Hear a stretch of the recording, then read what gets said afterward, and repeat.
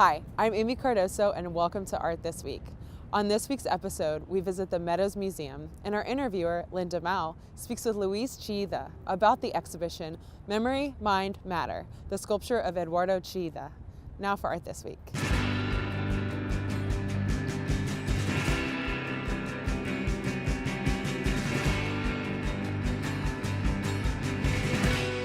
I'm Linda Mowl, and today I'm at the Meadows Museum speaking with Luis Chillida, who is the director of the Chillida Foundation, about the exhibition Memory, Mind, Matter, the Sculpture of Eduardo Chillida. Luis, thank you so much for speaking with me today. Thank you. So Chillida is really famous for his large-scale monumental public works, but this exhibition actually offers a lot of the other media that Chillida worked in. What types of objects can we see here? His whole production, the focus is perhaps in this kind of monumental works. It is the finish of a process of working. But during all this process, he was working in very different scale pieces, in paper, in alabaster, in iron.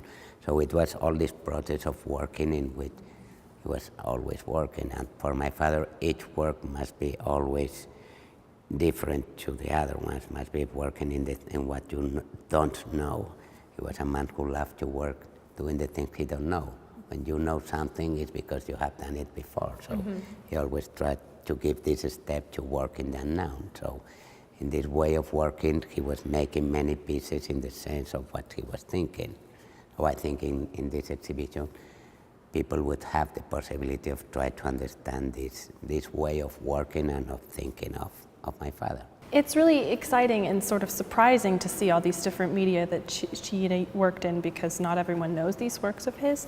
I would like to talk a little bit about the Gravitations, because they're so unique. Can you tell me how those entered his Well, that was something, and my father, he worked at the paper all his life. He was making his drawings with pencil, with ink, also was always cutting the papers, and he knew the technique of the collage. It was the way of working with the glue. But in the years working with the glue, my father was very clean in his studio, and he hated the glue. It was something that he could not work, and he was trying to do one collage without glue. The first day he made one Gravitation, and he came back to have lunch at home, and he said to our mother, "I have done something incredible. I have done one collage without glue." And it was the first Gravitation, in which he handled the papers from the frame, and in this way, when before was the glue, now it was the space. So we can think that they are in the middle way between a drawing or a sculpture. They are three-dimensional objects, but many times when they are in white, you could see only the shadows, but you have the shapes. So it was a way in which, and it's a way in which some studies they have done, no one before have worked the paper in that way. Then when you see it, it's an easy way of working it, but someone might do it the first time. And it's something that is really special, was very important for him in his work. I like what you said, because it is really similar to a collage, but it adds space, so it adds a depth to the layering that's really unique to Chillida's work. I also wanted to talk to you a little bit about the books in the exhibition. Can you tell me about the different books that we see here, and also the way he collaborated with the authors? Well, he made many books in his life, my father, with different, in one way with contemporary philosopher, or poet, or writer, and in another hand with things he have written from other times in which he loved them, so he tried to make something with them. And here we have three cases. One of them is Archilor, the pressure, it's of the Persians, that it's an old philosophy in which he worked in this book about the Persians. And then the other two, the book of Edmond Javert, La Mémoire et la Main, the memory and the hand. It was in this relation. My father always, the hand for him was something really special, was do everything with your hand. He always was drawing the hands, because with your hand you can make the shapes, the spaces, so he was always playing with his hands, drawing them. and this book is about the hand.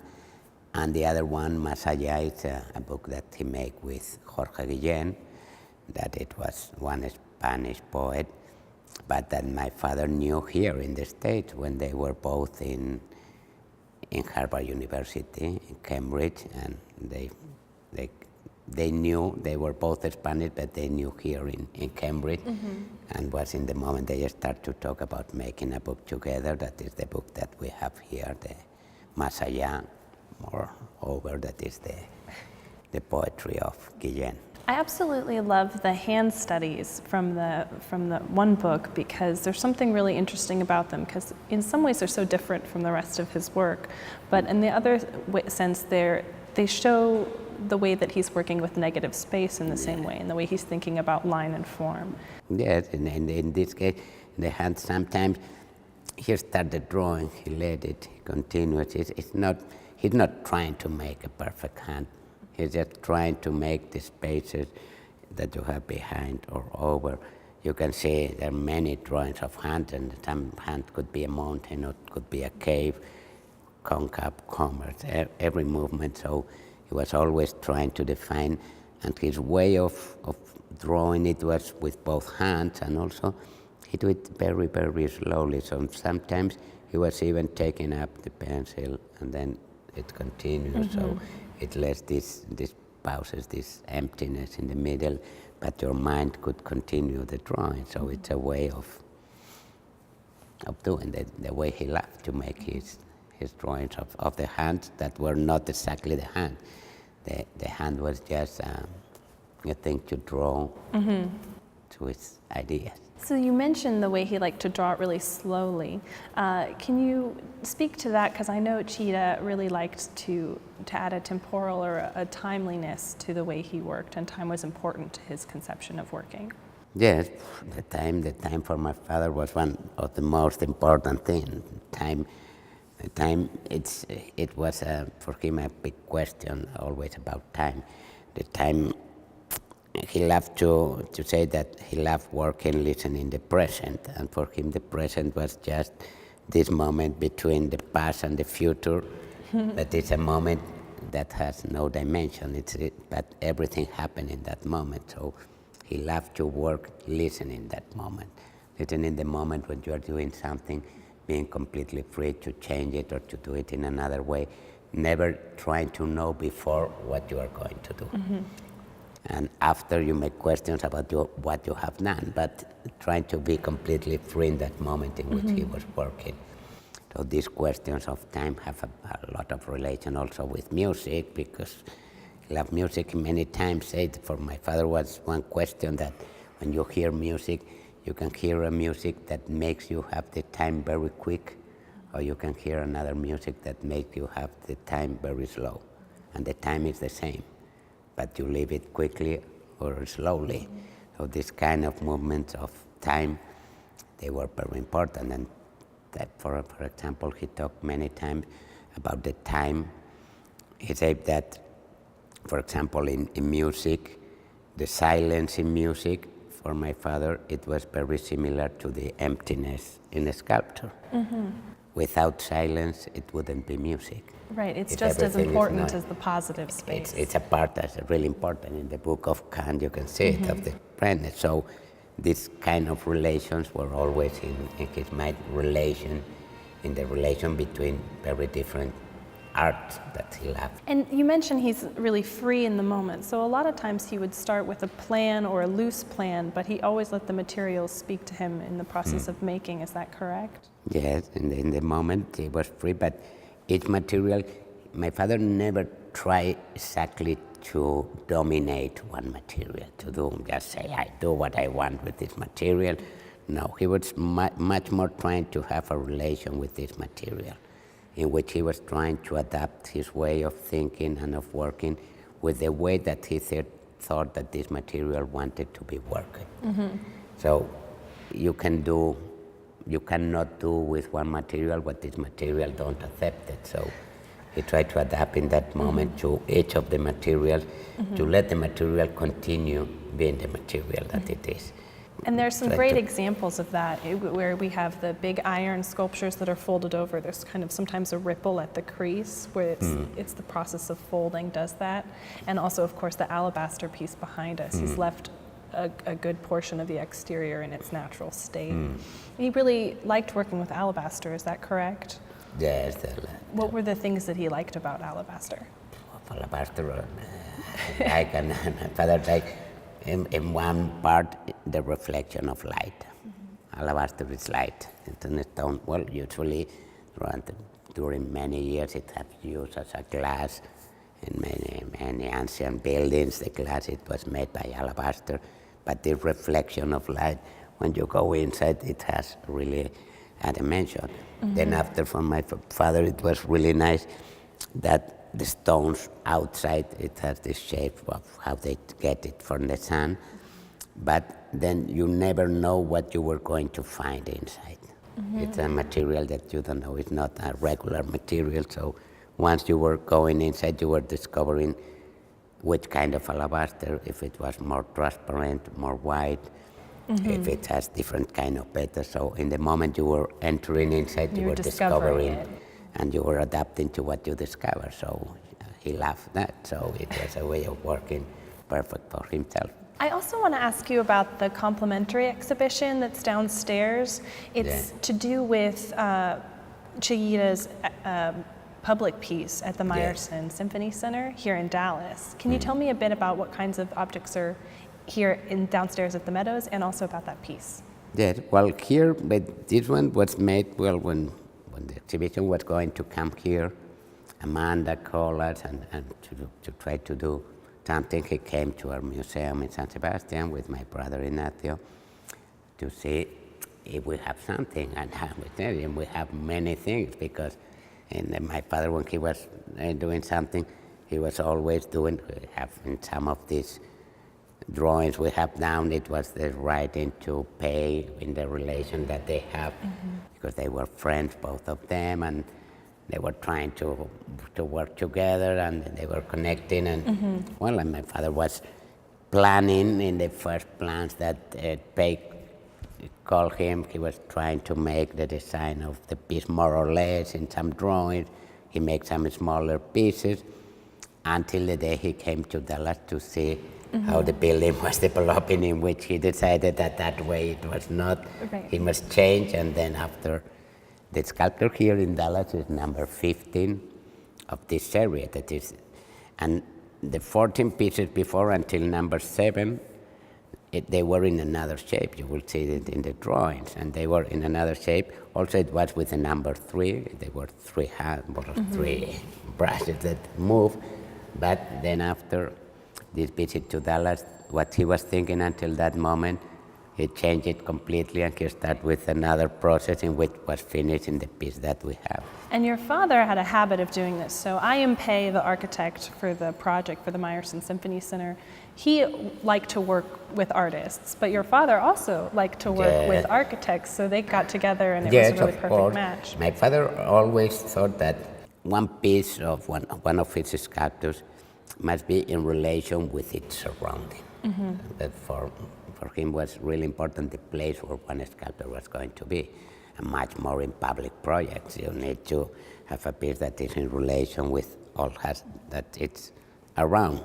So when he had this possibility of working with an architect in which he was going to know how was going to be the building and the place he could work in this scale, in the kind of sculpture he must do. But well, it was different when he was working with the plans of the building, or with a little maquette, that when he really see the building and say no, this no, or change. So it depends. It's different when he was working, for example, in a natural space. He knew the natural space and that it was going to be like it is. So he prepared it. In other cases, even there's a big piece that is in Spain that he had worked in his mind the piece, but he was looking for the place in which could be installed that piece that he had in his mind. So there were different processes to arrive, but working with an architect, it was a very nice booking and looking for this relation between architecture, music, and sculpture. That was three things that he loved. Your father also didn't ever, or only one time, did editioned work. Yeah. And in some ways that's how he came to doing public works, is that correct? Of course, in the moment that he decided that he only do it once, and he decided that for him it was not possible to work in that way, because those pieces, several pieces, they were just the same. It was just a copy of his work, and he worked more than anything for himself and for what he was doing. And he said this, it was not what he was looking. It has nothing of new, nothing of listening to the present, nothing of his ideas was in that pieces. And it seems to lose the intimacy of him, of the artist to the material that he Yes, so and this loved. empathy, so all this disappears. So in that moment was the moment in which his galleries in that time, that was Mike, a gallery from Paris, was saying to my father, Eduardo, it's impossible. You make very few pieces a year. I need more pieces because the world is very big. There are a lot of museums, a lot of collectors, and I have no pieces. And in that year, my father had the Grand Prix of Venice, of the Biennale of Venice, the Carnegie Prize. So it was a lot of people demanding his work, and there were no works. So the gallery said, we must make this kind of work. And my father said no, but at the same time, he said no after doing this try with these 6 pieces. He decided, he went to talk with the galleries and told him, why instead of multiplying the pieces, we multiply the owners of the pieces? And for my father, that was the public works.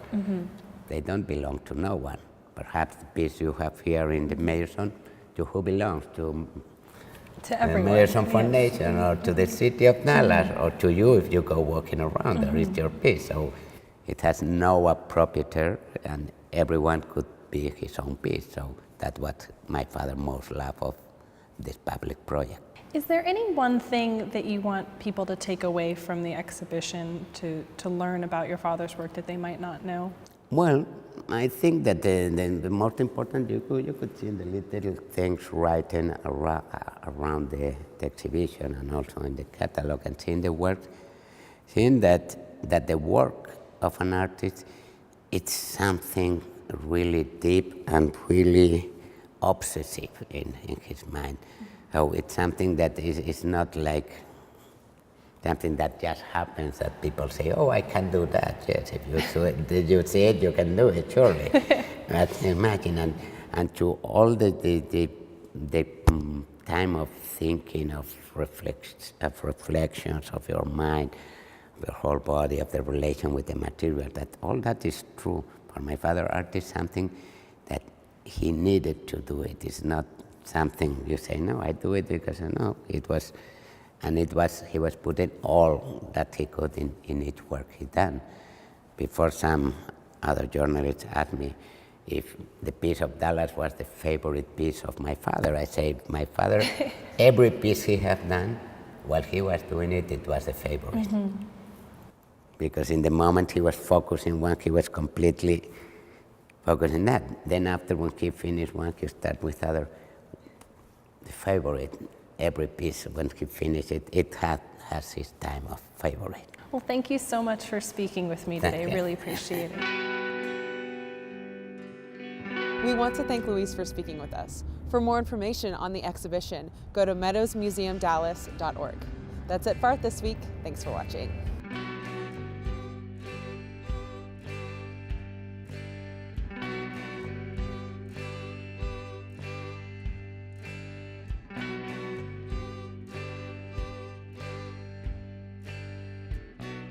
I still got your pony.